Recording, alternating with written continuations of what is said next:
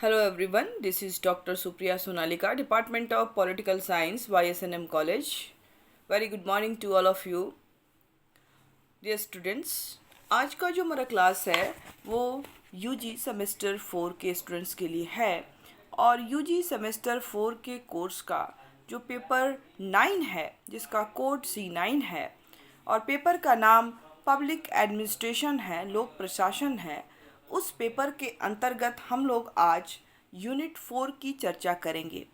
Unit 4 के अंतर्गत जो टॉपिक दिया गया है वह है प्रिंसिपल्स ऑफ ऑर्गेनाइजेशन और उसके अंतर्गत हमें जो प्रिंसिपल्स को पढ़ना है, जो थ्योरी को, सिद्धांत को पढ़ना है, उसमें हायरार्की, सोपान जिसको कहते हैं हिंदी में, और सेंट्रलाइजेशन वर्सेस डिसेंट्रलाइजेशन, केंद्रीकरण वर्सेस विकेंद्रीकरण का जो सिद्धांत है संगठन के अंतर्गत, उसको हम लोग को आज देखना है कि पद सोपान क्या है, हायरार्की क्या है, हायरार्की, और उसके बाद हम लोग विकेंद्रीकरण और केंद्रीकरण जो है उसको समझने की कोशिश करेंगे कि प्रशासन के अंतर्गत इसकी क्या भूमिका होती है, प्रशासन में इनका क्या महत्व होता है।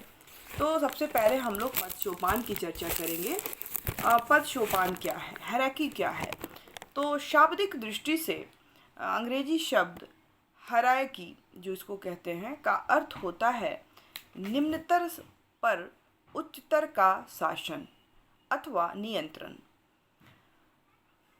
व्यवहार में इस शब्द का अभिप्राय एक ऐसे संगठन से होता है जो पदों के एक उत्तरोत्तर क्रम के अनुसार सोपान मीन्स सीढ़ी अथवा सीढ़ी की भांति संगठित किया जाता है। प्रोफेसर वाइट के अनुसार पद सोपान का अभिप्राय संगठन के ढांचे में शिखर से तल तक, मतलब ऊपर से नीचे की ओर तक, उत्तरदायित्वों के स्तरों द्वारा अधिकारी जो होते हैं वो मातहत संबंध का विस्तृत प्रयोग करते हैं, एक दूसरे के संबंध का विस्तृत प्रयोग जो है वो करते हैं। और इस तरह से आर्ल लैथम एक विचारक हैं, उन्होंने लिखा है कि पद सोपान निम्न तथा उच्च व्यक्तियों का श्रेणीबद्ध रूप में एक व्यवस्थित ढांचा होता है। जिस प्रकार सीढ़ी पर चढ़ते या सीढ़ी से उतरते समय बीच में डंडों को लांघने का खतरे से खाली नहीं होता, ठीक उसी प्रकार प्रशासकीय पद सोपान में समुचित मध्य के द्वारा, जो जिसको हम लोग इंग्लिश में थ्रू प्रॉपर चैनल जिसको कहते हैं, का नियम सर्वोपरि होता है तथा प्रत्येक अधिकारी अथवा कर्मचारी को समस्त आदेश उसके प्रथम उच्चाधिकारी के द्वारा नीचे से आने वाले समस्त प्रतिवेदन, प्रार्थनाएं, पत्र,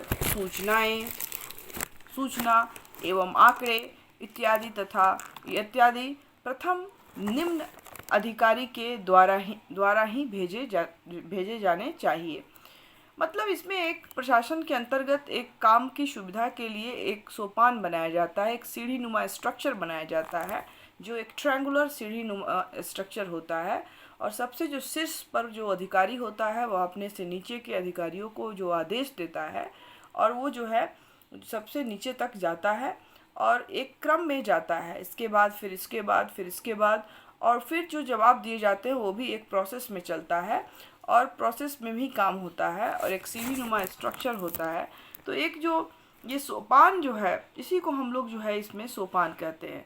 और ये जो है कार्य की सुविधा के लिए, किसी संगठन में कार्य की सुविधा के लिए जो है पद सोपान बनाए जाते हैं, ताकि यह समझ में आए कि हमारा जो है हमसे ऊपर सीनियर हमारा कौन है, किसके आदेश का हमें पालन करना है और कैसे हमें काम करना है। तो काम को सुनियोजित ढंग से, सही ढंग से करने के लिए एक सीढ़ीनुमा सोपान जो बनाए जाते हैं और उसमें ऊपर से नीचे की तरफ जो है आदेशों का प्रवाह होता है और इस तरह से सभी लोग जो है वो काम करते हैं। तो संगठन में पद सोपान का सिद्धांत एक दूसरे नाम अर्थात क्रमिक प्रक्रिया या सेलुलर प्रोसेस भी इसको कहते हैं के नाम से जाना जाता है। और इसका जेम्स मूने ने वर्णन जो है वो किया है इसका पद सोपान का। और संगठन के क्रमिक सिद्धांत जो हैं की उत्पत्ति स्केल शब्द से हुई है, जिसका तात्पर्य है चरणों अथवा सीढ़ियों की पंक्ति, अ सीरीज ऑफ स्टेप्स, अर्थात श्रेणीबद्ध जो है होने से होता है। पद सोपान का जो सिद्धांत एक सीढ़ी के समान है और जिसका एक भाग सबसे ऊपर होता है और एक भाग सबसे नीचे होता है, और इसी प्रकार सर्वोच्च अधिकारी का आदेश ऊपर से नीचे तक बीच में लगने आने वाले सभी अधिकारी जो सीढ़ियों से गुजरकर जो अधिकारी होते हैं उनसे गुजरकर यह जाता है। डायरेक्टली आदेश सीधे नीचे वाले को नहीं दिया जाता है, वह अपने जूनियर को देगा, वो अपने जूनियर को देगा, वो अपने जूनियर को देगा, फिर लास्ट में जो जूनियर है वहाँ तक पहुँचेगा। तो इस तरह से ऊपर से नीचे तक जो है आदेश जो है वो दिया जाता है, और नीचे बीच में लगने वाले जितने भी बीच के अधिकारी होते हैं उन सब से गुजरता हुआ वह नीचे के स्टाफ तक पहुंचता है। पद सोपान में मुख्य निम्नलिखित जो है विशेषताएं इसकी पाई जाती हैं। पहली जो इसकी विशेषता है वह है नेतृत्व, जिसको लीडरशिप कहते हैं। दूसरा, सत्ता का प्रत्यायोजन। उसके बाद तीसरा जो महत्वपूर्ण है वो है कार्यात्मक परिभाषा, जो है फंक्शनल डिफिनीशंस। तो ये सारे जो है इसके महत्वपूर्ण गुण होते हैं। तो नेतृत्व क्या है? नेतृत्व से आशय है कि शीर्ष स्थल पे जो व्यक्ति बैठा हुआ है, जो पदाधिकारी पूरे प्रशासनिक संगठन का नेतृत्व करता है। अधीनस्थों को आदेश और निर्देश देता है, और उसका निर्देश और नियंत्रण जो है वो उनका निर्देश और नियंत्रण दोनों ही जो है वो पूरे जो संगठन का है वो करता है। और दूसरा जो है कि दूसरी जो इसकी विशेषता है कि सत्ता का प्रत्यायोजन, डेलीगेशन ऑफ अथॉरिटी। तो सत्ता का प्रत्यायोजन क्या है? तो सत्ता के प्रत्यायोजन की प्रक्रिया द्वारा उच्च अधिकारी अपने अधीनस्थ कर्मचारियों को अपनी कुछ शक्तियां हस्तांतरित या प्रत्यायोजित कर देती है, जिसे अधिकार समर्पण भी कहा जाता है। मतलब अथॉरिटी जो है अपने नीचे के कुछ अधिकारियों को भी जब वो उच्च सत्ता देती है तो उसे ही हम सत्ता का प्रत्यायोजन कहते हैं। तीसरा जो है कि वो है कार्यात्मक परिभाषा। तो कार्यात्मक परिभाषा का अर्थ है कि कार्यों की स्पष्ट व्याख्या।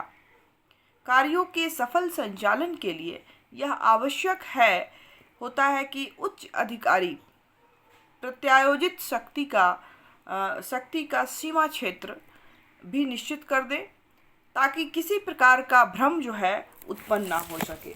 मतलब काम जो है स्पष्ट रूप से बताया जाए कि किसको करना है, किसको पूरा करके देना है। नहीं तो ऐसे क्या होगा कि बहुत सारे लोग उसमें काम करते हैं, पद सोपान में होते हैं, वो सोचेंगे कि इनको करना है, वो सोचेंगे कि उनको करना है, और इस तरह से जो है काम सही समय पे नहीं हो पाएगा।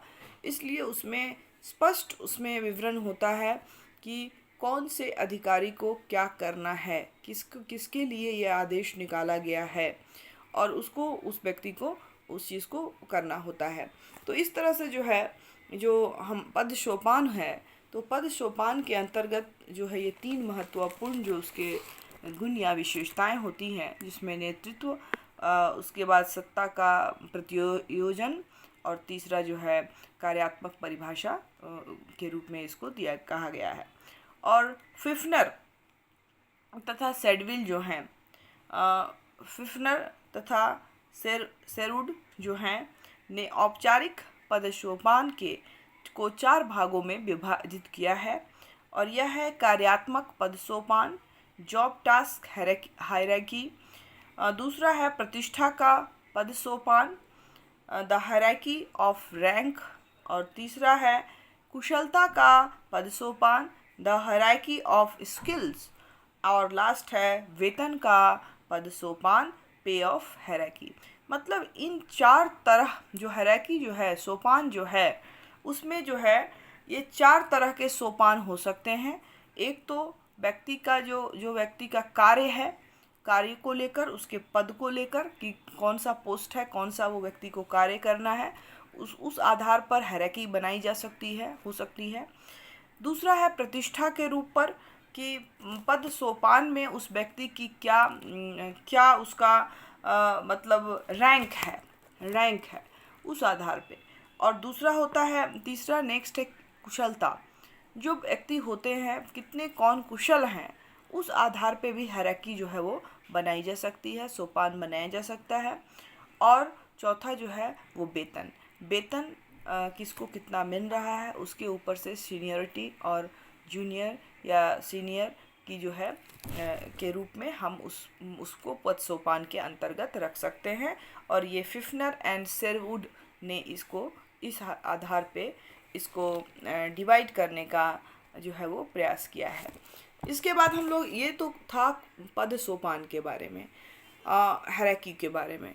अब हम देखते हैं कि जो केंद्रीकरण और विकेंद्रीकरण है संगठन के अंतर्गत, जो केंद्रीकरण का जो कंसेप्ट है और विकेंद्रीकरण का जो कंसेप्ट है, वो कंसेप्ट क्या है, पहले हम लोग इसको समझते हैं।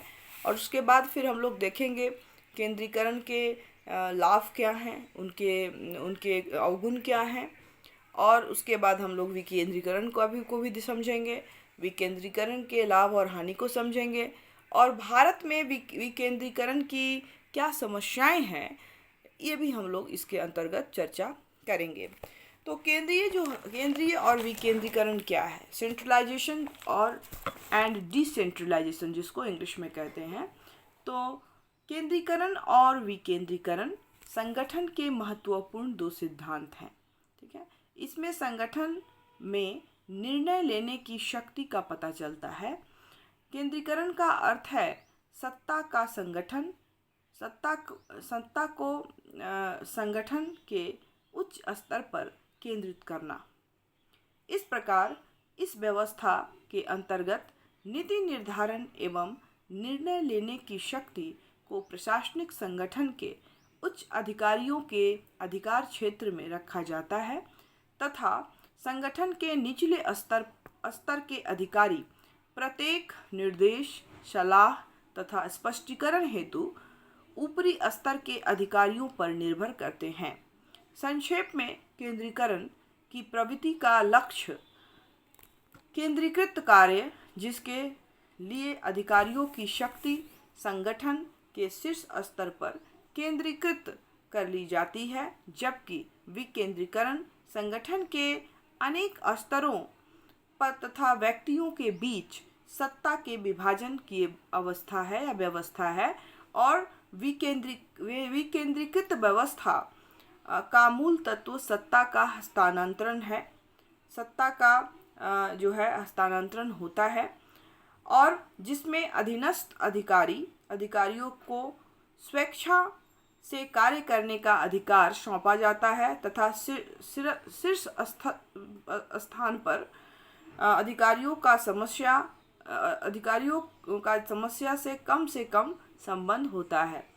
तो इस तरह से जो है वो केंद्रीकरण और विकेंद्रीकरण में सत्ता का जो है वो केंद्रीकरण में एक जगह केंद्रित किया जाता है, जबकि विकेंद्रीकरण के अंतर्गत जो सत्ता है, अथॉरिटी है, उसको अलग अलग व्यक्तियों में अलग अलग स्थानों पर केंद्रित किया जाता है, जिससे कि जो मेन प्रॉब्लम है उससे जो शीर्ष स्थान पे बैठा हुआ अधिकारी है उसको बचाया जाए और इसी माध्यम से उस प्रॉब्लम का सॉल्यूशन निकाला जा सके किसी भी संगठन के अंतर्गत।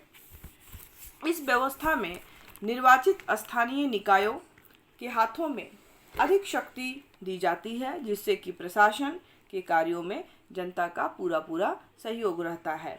ऐसी अवस्था में मुख्य कार्यालय से दूर जनता के निकट का क्षेत्रीय इकाइयों को अधिक स्वतंत्रता मिल जाती है और उन्हें विभिन्न कार्यों को संपन्न करने हेतु विभिन्न विभागों के कार्यों की स्वतंत्रता भी दी जाती है और अगर संक्षेप में कहें तो विकेंद्रीकरण में प्रशासनिक तथा राजनीतिक सत्ता के हस्तांतरण में जनतांत्रिक तरीकों को अपनाया जाता है, जिसके फलस्वरूप संगठन के निम्न अधिकारियों को भी कई मामलों में निर्णय लेने का अधिकार प्राप्त हो जाता है। और इस केंद्रीकरण एवं विकेंद्रीकरण का मुख्य तत्व निर्णय शक्ति के वितरण में नहीं होता है। और आधुनिक राज्य की रूपरेखा एवं कार्यों में इतनी वृद्धि आजकल हो रही है कि केंद्रीय स्थान से उसका प्रशासन जो है सुगम संचालित करना असंभव है। और यही कारण है कि प्रत्येक राज्य में भौगोलिक इकाइयाँ गठित कर उन्हें अलग से प्रशासनिक शक्तियाँ प्रदान की जा रही हैं।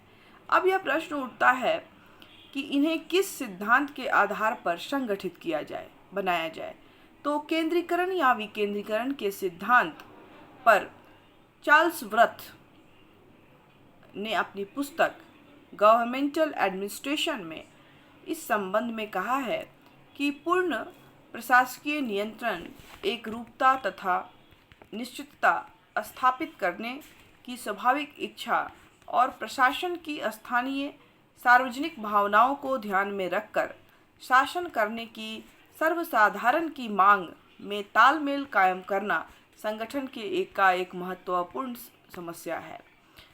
दरअसल राष्ट्रीय सुरक्षा की दृढ़ता, अर्थव्यवस्था के नियोजन तथा राष्ट्रीय एकीकरण को बढ़ावा देने के लिए केंद्रीकरण आवश्यक हो जाता है, परंतु लोकतंत्र का यही सही स्थापना तथा स्थानीय शासन की व्यवस्था के लिए विकेंद्रीकरण की आवश्यकता हो जाती है।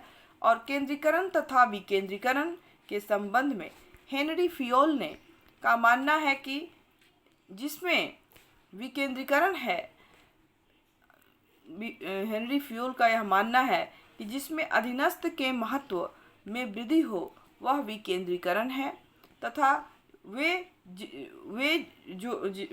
जिसे घटाए वह केंद्रीकरण है। Professor LD. वाइट ने भी कहा है कि प्रशासन के निम्न स्तर से उच्च स्तर की ओर प्रशासकीय सत्ता के हस्तांतरण की प्रक्रिया को केंद्रीकरण कहते हैं तथा इसके ठीक विपरीत व्यवस्था को विकेंद्रीकरण जो है वो कहा जाता है। और इसी तरह से विलोबी के अनुसार अत्यधिक केंद्रीकृत व्यवस्था में स्थानीय इकाइयाँ केवल कार्यवाहक अभिकरण के रूप में कार्य करती हैं, उन्हें अपनी पहल से कार्य करने की कोई शक्ति नहीं होती। प्रत्येक कार्य केंद्रीय कार्यालय की ओर से किया जाता है, जबकि विकेंद्रीकृत संगठन में बहुत सारी समस्याओं के संबंध में निर्णय लेने की शक्ति विभाग के स्थानीय अधिकारियों को दी जाती है तथा ऐसी व्यवस्था में बहुत सी महत्वपूर्ण समस्याएं विभागीय अध्यक्ष तक पहुंचती है। और इसलिए यह ऐसी व्यवस्था है जिसके द्वारा अंतिम आदेश देने की शक्ति तथा परिणामों का उत्तरदायित्व पूरे देश में स्थित इकाइयों को सौंपा जाता है। और इसलिए कुशल एवं प्रभावी कार्य हेतु अधीनस्थ अधिकारियों तथा उप विभागों के कार्यों एवं उत्तरदायित्वों को सौंपना ही विकेंद्रीकरण है का सार है। फेजर ने इन दो अवधारणाओं में अंतर को निम्नलिखित शब्दों में स्पष्ट किया है। उन्होंने कहा है कि कोई क्षेत्रीय सेवाएं केंद्रीकरण की ओर झुकती हैं या केंद्रीकरण की ओर विकेंद्रीकरण की ओर, मतलब या तो वह केंद्रीकरण की ओर झुकती है या विकेंद्रीकरण की ओर।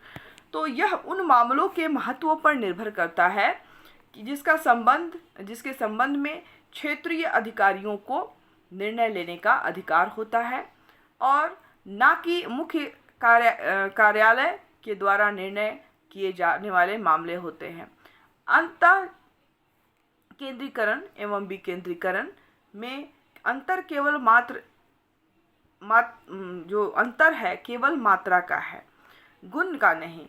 अगर किसी संगठन में अधीनस्थ कार्यालय कम हो तो वहाँ पे केंद्रीकृत होगा, परंतु जब अधीनस्थ कार्यालयों की संख्या अधिक हो तो वहाँ विकेंद्रीकरण की मात्रा अधिक होगी। अगर कोई व्यवस्था पूरी तरह से केंद्रित है तो संगठन का अध्यक्ष कार्यभार से दबकर रह जाएगा और विकेंद्रीकरण ज़्यादा होगा, तो संगठन भी ढीला हो जाएगा। तो मतलब दोनों का एक समन्वय रूप होना चाहिए कि ज़रूरत क्या है, उसके आधार पर केंद्रीकरण या विकेंद्रीकरण की जो समस्या है वो रखना चाहिए। और इस तरह से केंद्रीकरण का अभिप्राय है कि सत्ता शीर्ष अथवा उसके पास एकत्र होनी चाहिए, जबकि विकेंद्रीकरण का अर्थ है कि अनेक व्यक्तियों या इकाइयों में के मध्य सत्ता का विभाजन होना चाहिए। और व्हाइट ने कहा है कि प्रशासन के निम्न तल से उच्चतर की ओर प्रशासनिक सत्ता के हस्तांतरण की प्रक्रिया को केंद्रीकरण कहते हैं, जबकि इसके ठीक विपरीत व्यवस्था को विकेंद्रीकरण कहते हैं। और जो विकेंद्रीकरण है उसके 5 लक्ष्य होते हैं। क्या लक्ष्य उसके हैं? तो सत्ता, इसका जो पहला लक्ष्य होता है विकेंद्रीकरण का, सत्ता का हस्तांतरण इस प्रकार किया जाए कि स्वेच्छा से कार्य करने वाला विशाल क्षेत्र अधीनस्थ अधिकारियों को सौंपा जाए तथा शीर्ष स्थल मुख्य अधिकारियों को कम से कम प्रश्न संबोधित किए जाएं। पहला इसका जो महत्वपूर्ण इसका पक्ष है। दूसरा जो है कि संगठन की व्यक्तिगत इकाइयों को अधिक शक्ति सौंपी जाए तथा मुख्य कार्यालय में नियंत्रण की कुछ मूल शक्तियों को ही रखा जाए। नेक्स्ट जो इसका जो पक्ष है कि निर्वाचित निकायों के हाथों में अधिक शक्ति सौंपी जाए और प्रशासन के कार्यों में जनता का पूरा सहयोग हो। नेक्स्ट, जनता के निकट की तथा मुख्य कार्यालय के दूर की क्षेत्रीय इकाइयों को स्वतंत्रता दी जाए। नेक्स्ट, विभिन्न कार्यों को संपन्न कराने के लिए विभिन्न विभागों को कार्यों की स्वतंत्रता दी जाए। तो इस तरह से जो है विकेंद्रीकरण के लिए ये कुछ 5 जो है पक्ष, ये चीज़ें होनी चाहिए और इसी को ध्यान में रख के वो विकेंद्रीकरण जो है वो किया जाना चाहिए। और जिस प्रकार प्रशासकीय पद्धति में केंद्रीय सरकार के अधिकारियों के हाथों में अत्यधिक शक्तियां निहित हो, जिसके परिणाम स्वरूप निम्नतर शासकीय स्तरों के कर्मचारियों की शक्ति और विवेक में कमी हो, तो उसे केंद्रीकृत व्यवस्था कहते हैं। और इसके विपरीत जिस प्रशासनिक प्रणाली में कानून या संविधान के द्वारा स्थानीय प्रबंधकारी निकायों में काफ़ी अधिक शक्ति रखी गई हो, उसे विकेंद्रीकृत व्यवस्था डिसेंट्रलाइजेशन सिस्टम कहते हैं। भारतीय लोक प्रशासन में यह समस्या गंभीर विचार विमर्श का एक विषय बनी हुई है कि सरकार की शक्ति को केंद्रीकृत रखा जाए अथवा उसको विकेंद्रीकृत किया जाए, और दोनों ही मार्गों को अपनाने के लिए नीति निर्माताओं पर दबाव डाले जाते हैं। नियोजित अर्थव्यवस्था, मजबूत और शक्तिशाली प्रतिरक्षा की आवश्यकता तथा राष्ट्रीय एकीकरण आदि कुछ महत्वपूर्ण बातें हैं, ऐसी बातें हैं जो केंद्रीकृत या केंद्रीकरण की ओर दबाव डालती हैं, जबकि दूसरी ओर प्रजातंत्र को गांव-गांव तक पहुंचाने की मांग होती है तथा विभागों को कुछ स्वायत्तता देने का प्रश्न विकेंद्रीकरण की ओर से देखने को मिलता है। मतलब कि अगर जब राष्ट्रीय एकता का प्रश्न होता है, राष्ट्रीय एकीकरण का प्रश्न होता है, या शक्ति का जो विकेंद्रीकरण करने की बात होती है, तो वहाँ पे जो शक्तिशाली प्रतिरक्षा, देश की रक्षा करने की बात होती है, तो ये सब कुछ ऐसे पक्ष हैं जहाँ पे केंद्रीकरण जरूरी है। लेकिन इसके साथ ही साथ हम लोग डेमोक्रेटिक कंट्री में हैं, लोकतांत्रिक देश में हैं, और यहाँ पे जो है सत्ता का विकेंद्रीकरण जो है एक इसका महत्वपूर्ण गुण लक्षण है। तो आज के वर्तमान युग में इसकी मांग हो रही है कि गांव-गांव तक सत्ता जो है वो उसको उसमें विभाजित किया जाए, ताकि जो सभी कार्यों को अच्छे ढंग से किया जाए और जो हमारा वेलफेयर स्टेट का कंसेप्ट है, लोक कल्याणकारी राज्य का, उसको हम लोग सही ढंग से उस लक्ष्य को प्राप्त कर पाएँ। विकेंद्रीकरण की योजना प्रत्यायोजन की योजना से भिन्न है और दोनों के बीच मौलिक अंतर यह है कि विकेंद्रीकरण की अवस्था में स्थानीय निकायों को जो शक्तियां सौंपी गई हैं वे प्रायः स्वायत्त होंगी और उस क्षेत्र में किए गए कार्यों का उत्तरदायित्व पूरी तरह से उनके स्वयं के कंधों पर रहता है। प्रत्यायोजन में यह स्थिति नहीं होती है। विकेंद्रीकरण के मुख्य रूप जो हैं रूप या प्रकार हैं, जैसे कि राजनीतिक और प्रशासनिक। राजनीतिक विकेंद्रीकरण में प्रशासन के नवीन तलों की स्थापना की जाती है। भारत संघ के अंतर्गत स्वायत्तता प्राप्त राज्यों की स्थापना और उसके अंतर्गत पंचायती राज्य की स्थापना राजनीतिक विकेंद्रीकरण के अच्छे उदाहरण हैं। प्रशासकीय वितरण राजनीतिक एवं प्रशासकीय सत्ता के विघटन से ही संभव होता है और उसमें प्रशासन के साथ जनता को संयुक्त भी किया जाता है। प्रशासकीय विकेंद्रीकरण जो है ऊर्ध्वाधर वर्टिकल और क्षेत्रीय जो है क्षेत्रीय टेरिटोरियल और क्षैतिज हॉरिजेंटल और कार्यात्मक फंक्शनल होते हैं। मतलब प्रशासनिक विकेंद्रीकरण की अगर हम बात करें तो उसमें वो वर्टिकल, टेरिटोरियल, हॉरिजॉन्टल और फंक्शनल, ये 4 चीज़ें उसमें जो है वो देखने को मिलती हैं। और वाइट का मत है कि यदि प्रशासन की अधिक शक्ति व्यवस्था जो है प्रशासन की अधिक शक्ति व्यवस्था अगर लोक निर्वाचित निकायों को सौंप दी जाए तो प्रशासकीय व्यवस्था केंद्रित हो जाएगी, अन्यथा केंद्रित सत्ता के हाथों में प्रशासन की अधिक शक्ति बनी रहने पर केंद्रीकरण की स्थिति हो जाएगी। और विकेंद्रीकरण व्यवस्था में शक्ति का आरंभिक स्रोत जो होता है वो केंद्र होता है, अतः कुछ जो विधेयतात्मक कदम जो है उठाने की मांग करता है और यदि ऐसा ना किया जाए तो विकेंद्रीकरण ना होकर केंद्रीकरण हो जाता है।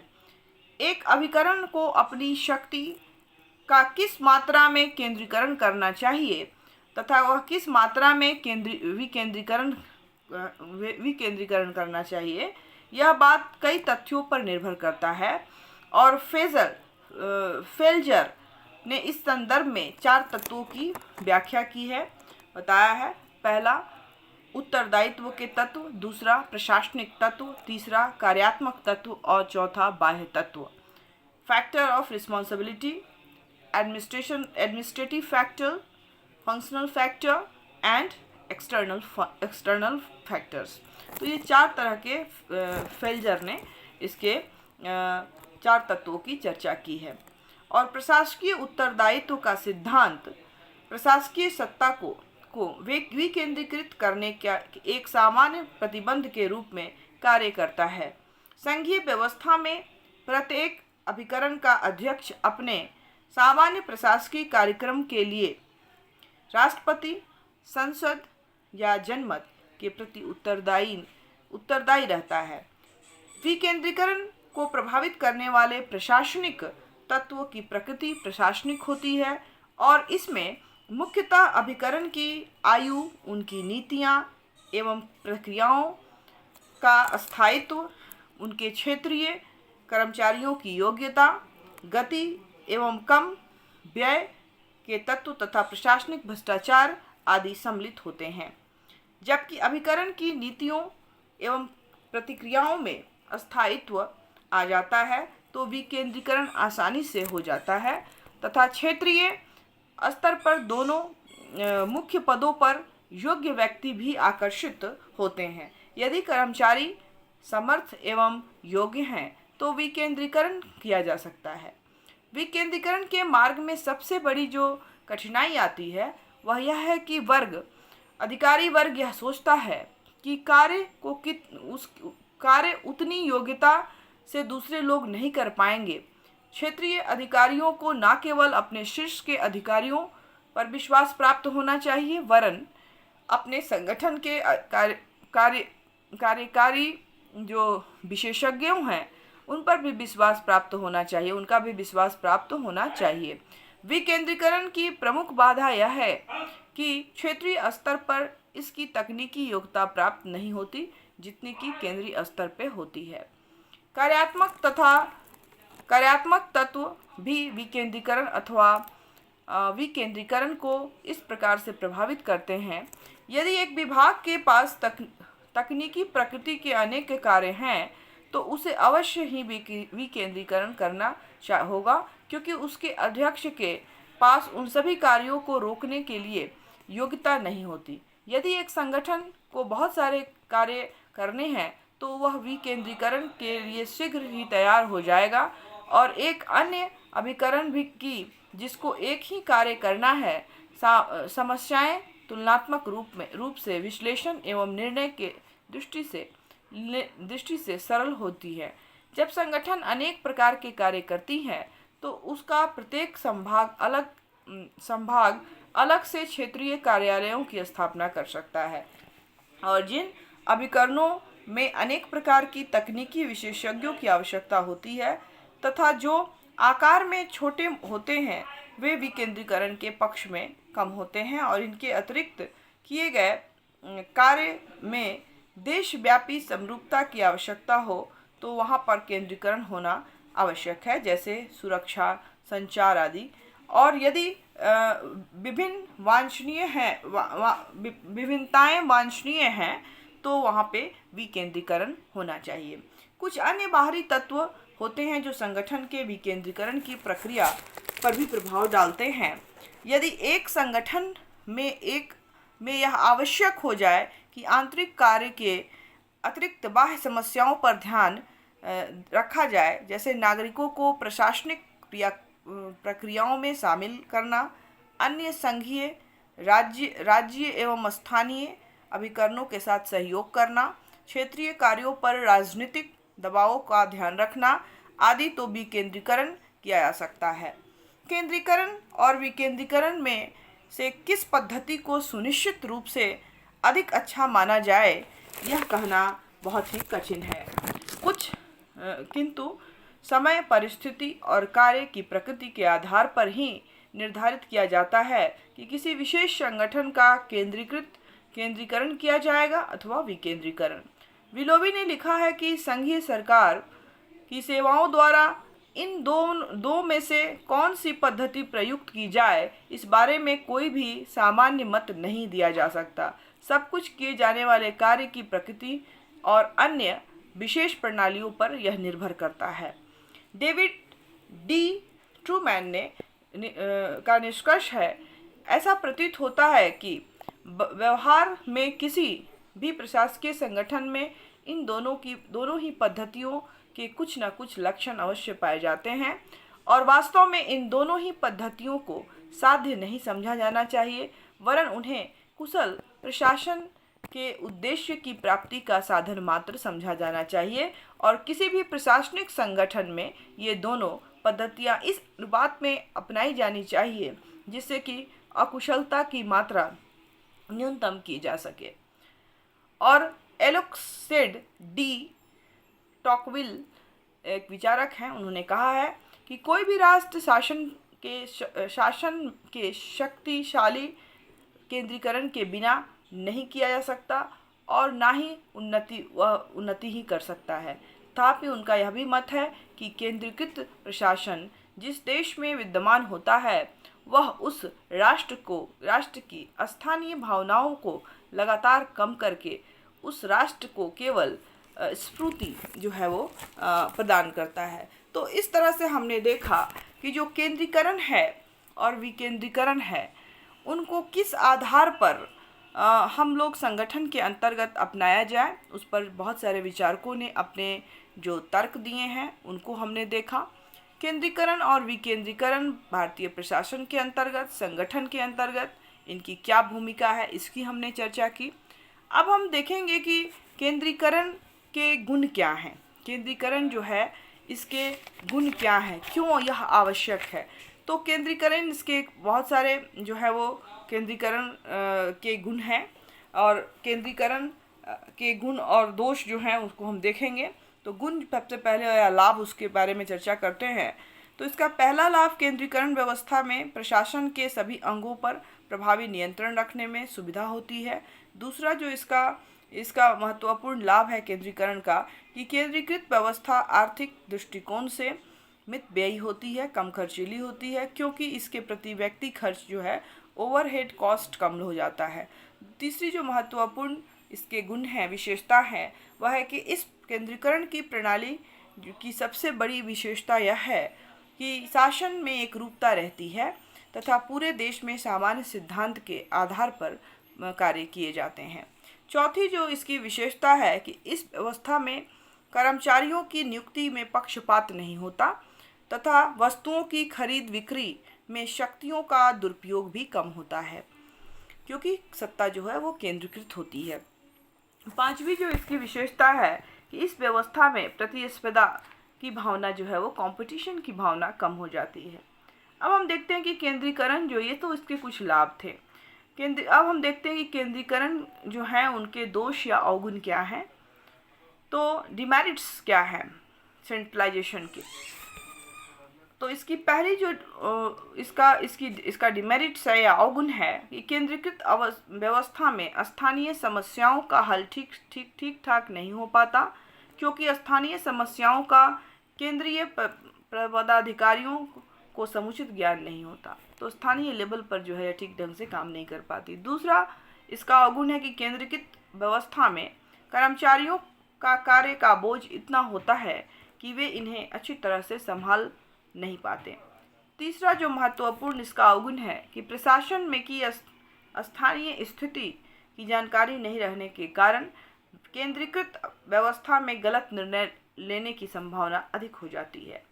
चौथा जो इसका डिमेरिट है कि इस अवस्था में अधीनस्थ कर्मचारियों को विशेष प्रशासकीय अनुभव नहीं मिल पाता। बहुत ही इम्पोर्टेंट है, अनुभव नहीं मिल पाता, क्योंकि उन्हें स्वयं निर्णय लेने अथवा कदम उठाने की छूट नहीं होती है। और जो इसकी पांचवी अवगुण है या डिमेरिट्स हैं, वह है कि केंद्रीकृत शासन में कठोरता एवं अनियमितता ज़्यादा होती है। तो ये कुछ इसके अवगुण थे। इसके बाद हम देखेंगे कि जो विकेंद्रीकरण है, डिसेंट्रलाइजेशन है, उसके गुण क्या हैं, मेरिट्स ऑफ डिसेंट्रलाइजेशन। तो इसका जो पहला गुण है कि यह प्रजातांत्रिक होता है, क्योंकि इसमें अधिकारियों के बीच कार्यों का विभाजन कर दिया जाता है और अधिक कार्य स्थानीय तथा निम्न अधिकारियों को सौंपे जाते हैं। दूसरा जो इसका गुण है कि केंद्रीकरण की तरह इसमें प्रशासनिक कार्य बिना जानकारी के नहीं किए जाते, क्योंकि इसमें प्रशासक का संबंध स्थानीय समस्याओं से होता है और जिसकी उसे पूरी तरह से जानकारी होती है, इसलिए गलत कार्य नहीं होता। तीसरा, इस प्रणाली के कार्यों में विकेंद्रीकरण होने के कारण कार्य सुगमता तथा तीव्रता से होती है। और चौथा, इसमें प्रशासन में कार्यकुशलता आती है तथा लाल फीता शाही रेड टेपन जो है सिस्टम वो नहीं पनप पाती। तो ये कुछ जो विकेंद्रीकरण के गुण थे। अब इसके बाद हम देखेंगे कि जो विकेंद्रीकरण है उसके अवगुण क्या हैं, डिमेरिट्स ऑफ डिसेंट्रलाइजेशन। तो इसका जो पहला अवगुण है, इसमें एक रूपता का अभाव होता है, जिसकी वजह से सब अपनी मर्जी जो है वो चलाते रहते हैं। दूसरा, यह प्रणाली बहुत खर्चीली होती है। तीसरा, इसमें समन्वय का पूर्ण अभाव होता है, क्योंकि सत्ता जो है बहुत जगह विभाजित होती है। चौथा, इसमें स्थानीय समस्या की इतनी उलझन होती है कि कोई राष्ट्र के बारे में सोच ही नहीं पाता, और जिससे कि राष्ट्र हित की उपेक्षा होती है। तो इस तरह से अगर हम देखें तो केंद्रीकरण और विकेंद्रीकरण के बीच समझौता कर नीति निर्धारण केंद्रीय सत्ता पर तथा कार्यान्वयन विकेंद्रीकरण के अनुसार यदि काम किया जाए तो प्रशासन दोनों गुणों के आधार पर संगठित किया जा सकता है। और वस्तुतः केंद्रीकरण एवं विकेंद्रीकरण सत्ता संचालन के दो छोर हैं। आज के युग में ऐसे संगठन की कल्पना नहीं की जा सकती जो पूर्णतः केंद्रीकृत है या विकेंद्रीकृत है, क्योंकि इन दोनों के प्रयोग के बीच सत्ता निरंतर होती है और इन दोनों के सम्मिलित रूप से सत्ता में स्थिरता, जवाबदेहिता, दक्षता, साथ ही साथ प्रभाव उत्पादकता होती है। और अपना अस्तित्व को बनाए रखने हेतु एक संगठन को कुछ ऐसे भी कार्य करने होते हैं जो मूल रूप से स्वभाव एवं प्रभाव में केंद्रीकृत होते हैं, जैसे कि योजना, संगठन, अभिप्रेरणा, समन्वय, नियंत्रण आदि।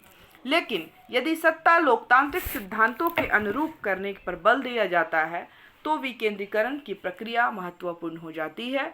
इस व्यवस्था में प्रशासकीय संगठन के विभिन्न स्तरों एवं इकाइयों के अंतर्गत उस दक्षता का विकास होता है जिससे सबसे अधिक वांछित निर्णय लिए जा सकते हैं, और यह व्यवस्था प्रशासकीय स्तर पर अधिकाधिक पारस्परिक संबंध स्थापित करने में सहायक होती है तथा संगठन एवं जन साधारण के बीच उचित संपर्क स्थापित करती है।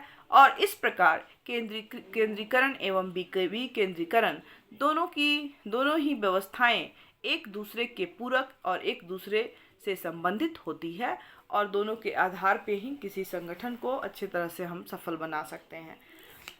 तो ये था विकेंद्रीकरण और जो केंद्रीकरण क्या है इसको हमने समझा, इस पर अलग अलग विचारकों के विचार हमने जाने, संगठन के बारे में इसका क्या योगदान होता है, इसका विकेंद्रीकरण का किस तरह से प्रभावित करती है। साथ ही साथ हमने इन दोनों के सेंट्रलाइजेशन और डिसेंट्रलाइजेशन के गुण और दोषों की चर्चा की। अब हम इसके जो भारत में विकेंद्रीकरण की जो समस्या है, भारत में जो डिसेंट्रलाइजेशन का जो प्रॉब्लम है वो क्या है और क्यों है, इसकी चर्चा हम लोग थोड़ी सी करेंगे। वर्तमान काल में संगठन की कई समस्याओं में से जो सबसे महत्वपूर्ण है वह है कि प्रशासकीय संगठन को केंद्रित रखा जाए या विकेंद्रीकृत रखा जाए। चूँकि वर्तमान में विश्व के प्रायः प्रत्येक देश में लोकतांत्रिक प्रणाली की सरकारें प्रचलित हैं और लोकतांत्रिक प्रणाली की यह मांग है कि स्थानीय स्वायत्तता को बढ़ावा दिया जाए, निर्णय निर्माण की प्रक्रिया में अधिक से अधिक लोगों को भागीदार बनाया जाए और इसी कारण लोकतंत्र की जड़ों तक पहुंचने के लिए विकेंद्रीकरण की पद्धति जो है वो ज़्यादा प्रचलित है। और प्रोफेसर एल.डी. वाइट के अनुसार विकेंद्रीकरण तब होता है जब उच्च अधिकारी अपने अधिकारियों एवं दायित्वों को अधीनस्थों को सौंपते हैं और इन अधिकारों के परिणाम स्वरूप अधीनस्थ अपने कार्यों में समन्वय एवं स्वयं निर्णय ले सकते हैं। भारत भी जो है एक प्रजातांत्रिक देश है और यहाँ भी प्रजातांत्रिक प्रणाली की सरकार है, अतः यहाँ भी स्वतंत्रता प्राप्ति के बाद प्रशासन में विकेंद्रीकरण के सिद्धांत को प्रोत्साहित किया गया है और हमारे देश में प्रजातांत्रिक विकेंद्रीकरण के सिद्धांत को अपनाया गया है और इसी आधार पर स्थानीय संस्थानों को पुनर्गठित किया गया है। किंतु काफ़ी लाभदायक व्यवस्था होने के बावजूद भारत में विकेंद्रीकरण के मार्ग में कई समस्याएं आ खड़ी होती हैं और वो क्या है, तो उसमें जो सबसे पहली समस्या है वो है कि प्रशासन की इस व्यवस्था में एक समान राष्ट्रीय नीति कायम नहीं रखी जा सकती। भिन्न भिन्न क्षेत्रों द्वारा भिन्न भिन्न विधियों के प्रयोग का भय रहता है। क्योंकि भारत विविधताओं का देश है और इसलिए यहाँ पे जो है जो प्रशासन है, प्रशासनिक व्यवस्थाएं जो राष्ट्रीय नीतियाँ बनाई जाती हैं तो उसको यह बनाने में काफ़ी दिक्कत पहुंचाती है अलग अलग क्षेत्रों की वजह से। दूसरी जो महत्वपूर्ण इसकी जो समस्या है भारत में विकेंद्रीकरण की, वो है कि किसी संगठन में सत्ता की विकेंद्रीकरण कर देने से उसके बीच समन्वय की स्थापना नहीं हो सकती। एक क्षेत्रीय कार्यालय समिति नीति से अलग अपनी एक निजी नीति जो है वो अपनाने लगते हैं, तो ये भी एक बहुत बड़ी जो है वो समस्या होती है। इसके बाद जो समस्या होती है कि इस व्यवस्था से राष्ट्रहित को भी आघात पहुंचता है, क्योंकि स्थानीय पदाधिकारियों का दृष्टिकोण संकुचित होता है और उनका मानसिक दायरा सीमित हो जाता है और वे राष्ट्रीय हित की ओर ध्यान नहीं देते हैं। तो यह भी एक समस्या है यहाँ पे। चौथी जो समस्या है कि क्षेत्रीय कार्यालयों पर स्थानीय राजनीति का अंकुश बढ़ जाता है, जिससे कि सीमित भ्रष्टाचार और अकुशलता की वृद्धि होती है। तो एक तरह से जो है भ्रष्टाचार और अकुशलता के कारण भी बाधक है भारत में विकेंद्रीकरण को लागू करने में। नेक्स्ट है, इस व्यवस्था में केंद्रीय सत्ता का नियंत्रण अपर्याप्त रहता है, जिससे कि स्थानीय कर्मचारियों में स्वेच्छाचारिता की प्रवृत्ति जो है वो बल पकड़ती है या जोर पकड़ती है। तो इस तरह से ये भी इसके लिए राह में एक रोड़ा बनकर खड़ी हो जाती है और इसके कारण भी यहाँ पे भारत में पूरी तरह से विकेंद्रीकरण लाने में एक समस्या है। नेक्स्ट है, विकेंद्रीकरण की व्यवस्था में केंद्रीय तथा स्थानीय दोनों प्रकार के कर्मचारियों की व्यवस्था करनी पड़ती है और जिसके संचालन में अनावश्यक खर्च लगते हैं और इसका जो खर्चा है काफ़ी बहुत ज़्यादा व्ययी हो जाता है, खर्चीला हो जाता है, क्योंकि दोनों तरह की व्यवस्थाएं जो है वो हमें करनी पड़ती है, केंद्रीय स्तर पर भी और स्थानीय स्तर पर भी। और इस तरह की व्यवस्था इंफ्रास्ट्रक्चर बनाने के लिए जो है आर्थिक जो बोझ है, आर्थिक दबाव है, वो केंद्र पर पड़ता है। तो यह भी एक यहाँ पे समस्या है। इस तरह से उपयुक्त जो हमने चर्चा की केंद्रीकरण विकेंद्रीकरण या सोपान के बारे में के बावजूद भारत में जो विकेंद्रीकरण की प्रवृत्ति है और इसका ताज़ा उदाहरण जो है हम देख सकते हैं कि पंचायती राज्य के रूप में इसको विकेंद्रीकरण को लागू करने का प्रयास किया गया है। और उदारवाद का बढ़ता प्रभाव विकेंद्रीकरण के मार्ग से एक अन्य बाधा है, क्योंकि इसकी सफलता शक्ति के केंद्रीकरण पर निर्भर है।